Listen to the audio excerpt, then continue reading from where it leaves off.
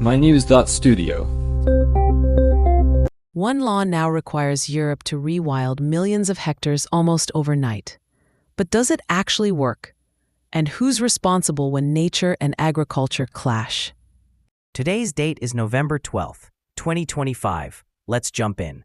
Back in August 2024, the European Union passed the Nature Restoration Law. For the first time, a political bloc is requiring all 27 member states to restore at least 20% of their land and sea by 2030. Ellie, this comes as over 80% of Europe's natural habitats are in poor condition. Is this mainly about biodiversity, or does it also touch on climate and food systems? It's all three, actually. The law aims to reverse biodiversity loss, strengthen climate resilience, and support food security. To break it down, by 2030, each country has to restore 30% of its degraded habitats. That rises to 60% by 2040, then 90% by 2050. These are binding targets, not just suggestions. If a country misses them, there are consequences. Just to clarify, when you say consequences, you mean there's actual enforcement if countries fall short. Yes, exactly. The EU has enforcement mechanisms, so it's much stricter than past approaches. What types of ecosystems does the law target? Is it only forests and rivers, or does it go beyond that? It's very broad. Forests, wetlands, rivers, grasslands, marine areas, even urban environments.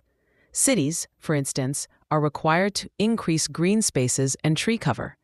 There are also specific targets, for example, reversing pollinator decline, restoring 25,000 kilometers of rivers to a free-flowing state, and re-wetting drained peatlands.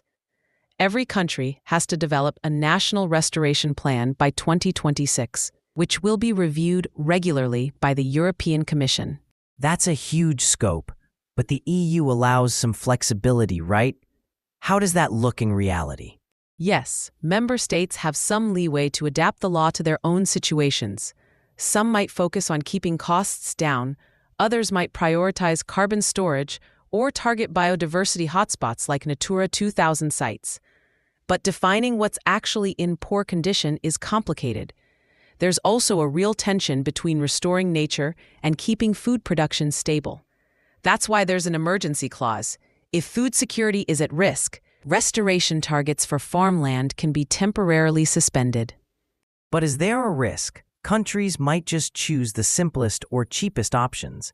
What keeps them in check? Accountability is built into the system. The European Environment Agency is rolling out standardized monitoring and reporting. These are binding legal targets, not just recommendations. If a country doesn't meet its obligations, the European Commission can intervene.